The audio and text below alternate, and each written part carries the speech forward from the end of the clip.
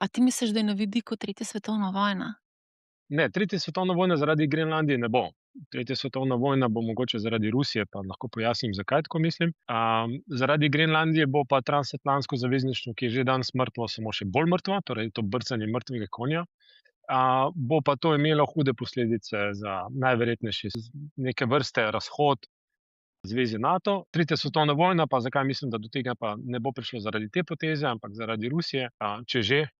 V Rusiji se krepijo ideje o tem, da ne samo, da so jedrske sile bolj suverene od nejedrskih sil, ampak da imamo znotraj jedrskih sil posebno kategorijo sil, ki so bolj suverene od drugih, in to so tiste, ki so kdaj jedrsko orožje tudi preventivno uporabili. In do zdaj vemo, da se je to zgodilo enkrat, da so ZDA tudi s tem vojaško pokazale svojo moč in odločnost, in v Rusiji se krepi ideja, da bi mogla Rusija tudi nekaj podobnega narediti. Poslušajte Manihao, ne bo vam žal.